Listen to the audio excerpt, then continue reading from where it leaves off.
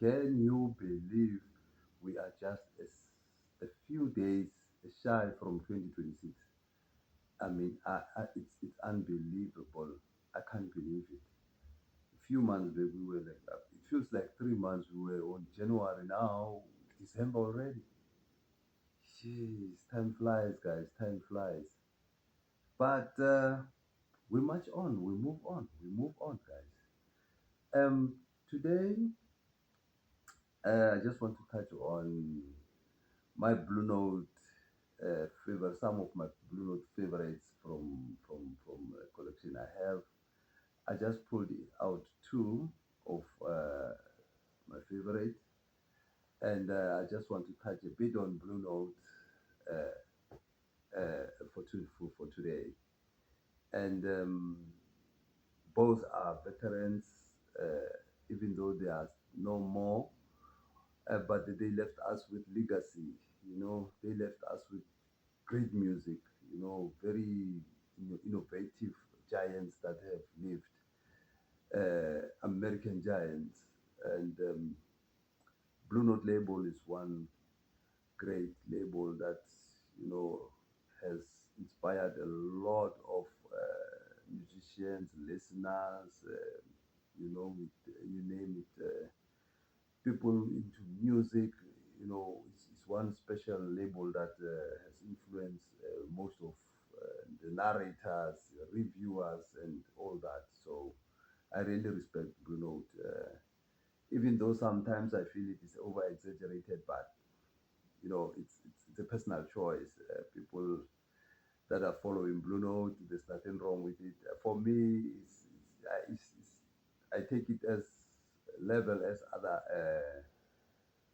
labels that I follow also, like the ECMs, the Impulse, the Black Saints, and Neo Records. All those records, Head Heart, you name them. For me, they are on the same collect whatever that I feel strata east and stuff. So whatever that is interesting on my side, I do collect. So today I'm gonna focus a bit on Blue Note, and I believe actually I don't think there is a collector without one Blue Note record on his collection. That will be amazing. Please raise your hand if you are one of those that doesn't even have one copy of Blue Note. That cannot. It's unrealistic. I mean, as a jazz collector, you even if you are not into Blue Note collecting, but one you will have amongst your records.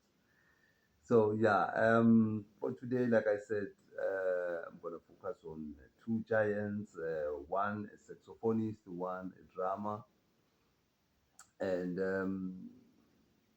they gave us beautiful music that we are left with, and we're still enjoying it. And they influenced a lot of artists.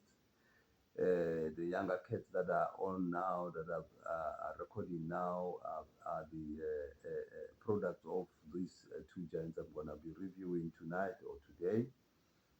So I'm gonna start with the first one, a brilliant saxophonist.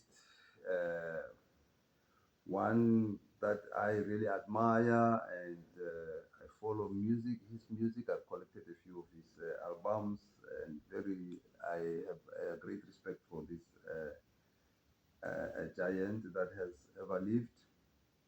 The first album I'm gonna reflect on today is this one, The All Seeing Eye, Wayne Shorter on Blue Note,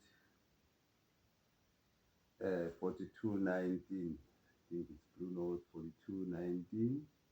As you can see, this album is it's beautiful. It's one influential album, and to tell the honest truth, on Wayne Shorter's Blue Note releases, this one has been mentioned very, very scarcely. They don't really review it as much as like the ones that I have. I have a few like your Adam's Apple and Juju, you name them. They this one you hardly see it being reviewed, and it's one of my favorite from Shota's discography. And this one was recorded in, I mean, it was released. It was released in 1965. Yeah, it was released in 1965. A brilliant album with great artist, and he's got his brother also, Alan Shorter on flugelhorn, Free Hubbard on trumpet, Gretchen Monka the third on trombone, James Spaulding on alto sax, Wayne Shorter is on tenor, Herbie Hancock on piano, Ron Carter on bass, Joe Chambers on drums. You know, all of them are giants in their own right. I mean, all of them, they are leaders in their space of music. They've got beautiful records that have been recorded. So this group is so super, guys. It's so super. And talking about this album, it's like mostly structured into the free jazz zone. You know, it's not as this is an intense album, I must say. If you are fond of the Sam Rivers kind of Blue Note records those years, and you know, yeah, it falls into that kind of league. And here it's not a mainstream one. It's not a mainstream album. This one, I must say, but a beautiful album to listen to. So he is an innovator. He was a composer. His music is being reflected as a spiritual and narrative format, you know. And he played with Art Blakey, I think, in the 50s and early 60s, and then he went to Miles from 60s to 70s. And this one is one of those early records, you know, and this album is considered, you know, one of the deepest and ambitious and most spiritual album, avant-garde album on his discography. It's not mainstream at all. It's not mainstream. So it represents a cosmetic and spiritual consciousness. And Wayne here is so so super, guys, and the solos from the Hubbard and his brother, especially on trumpet, and you know, guys, the solos. The first track here, the All Seeing Eye. Oh, listen to the solo or the trumpet solo there. You tell me what you feel there. Listen to the trumpet solo there, and all of them, guys, the bass is the Ron Carter there. You can feel that he's the one that is giving the heartbeat, you know, the heartbeat of the group, you know. And Joe Chambers is rolling his drums, pushing the guys, you know, pushing the guys. And Herbie, oh wow, it's like he's giving direction, you know. Heavy Hancock, you know, supporting the guys to say, guys, let's go this way.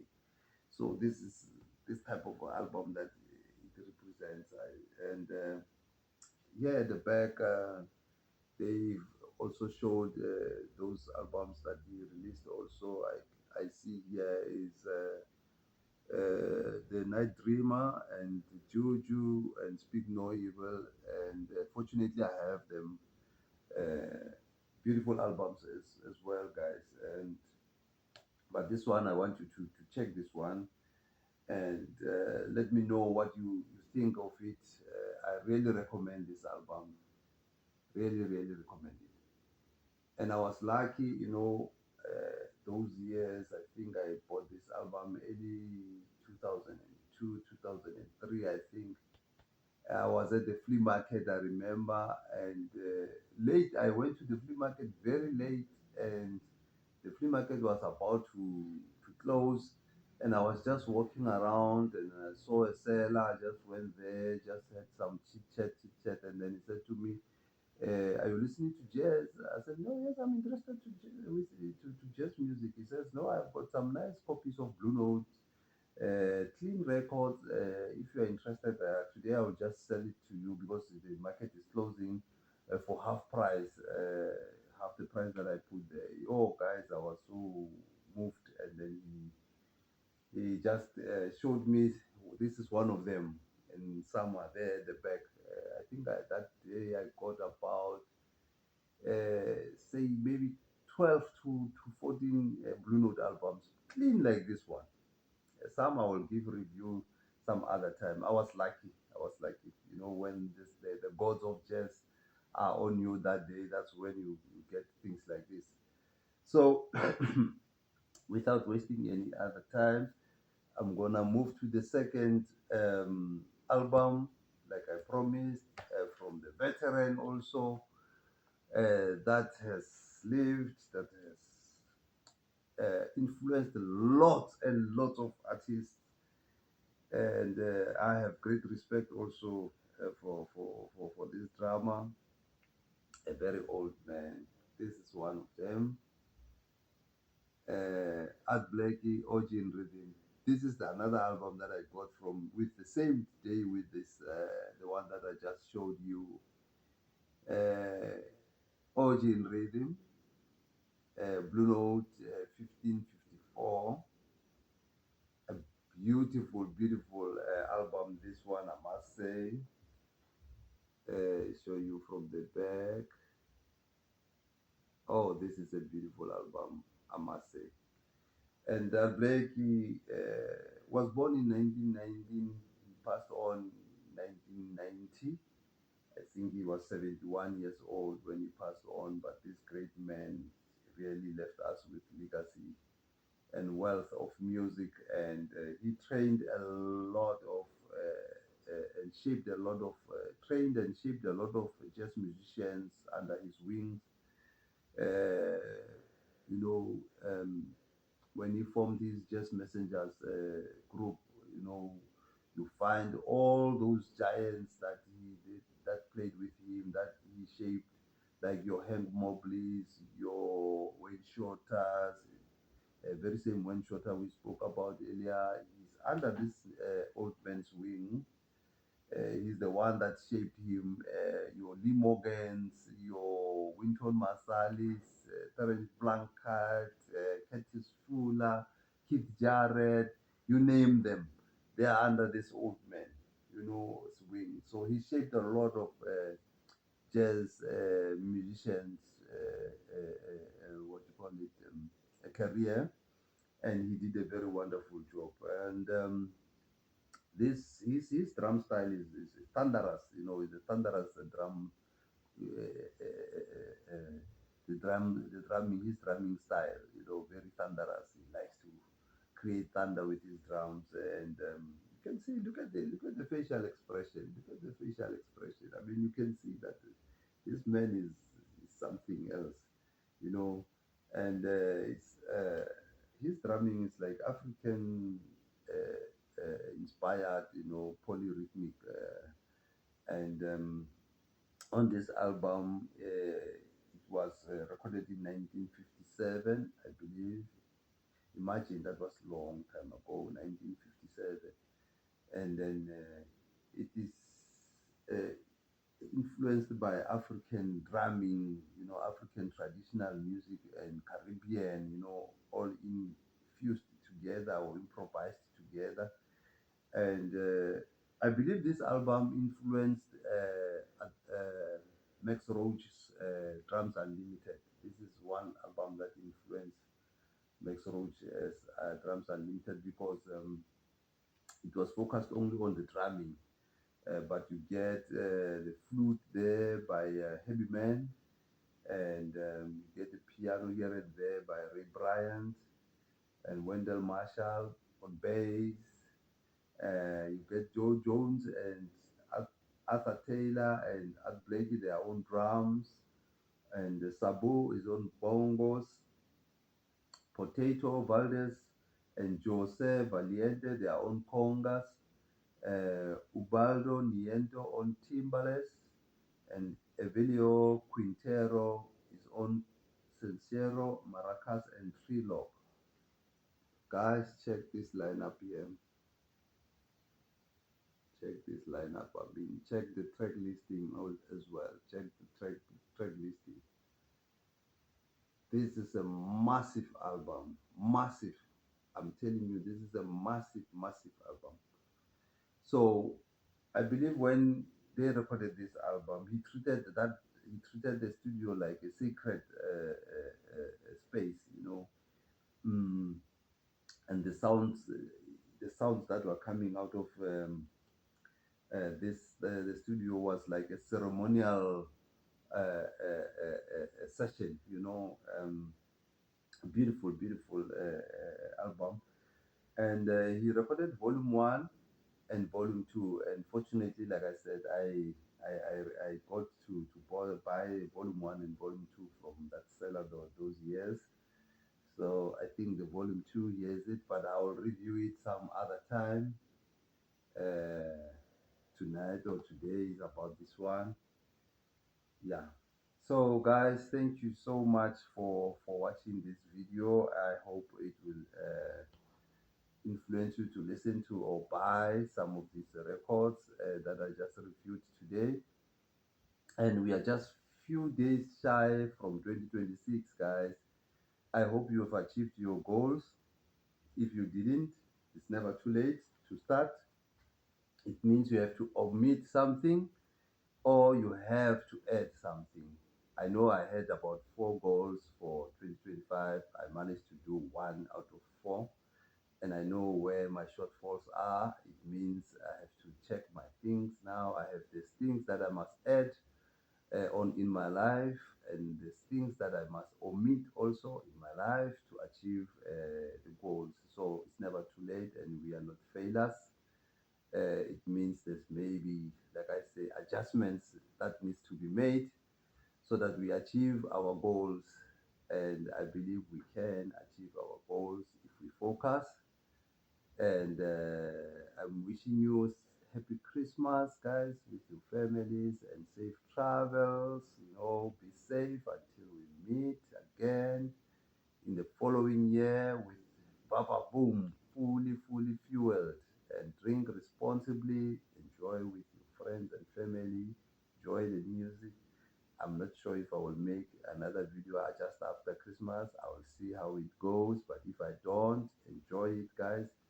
Let's have our goals and let's work on them. Let's leave certain things and add certain things in our lives to achieve our goals. Have a beautiful festive season. Until the next time. Cheers, guys. And please comment and let me know where you're watching from. Bye. Cheers.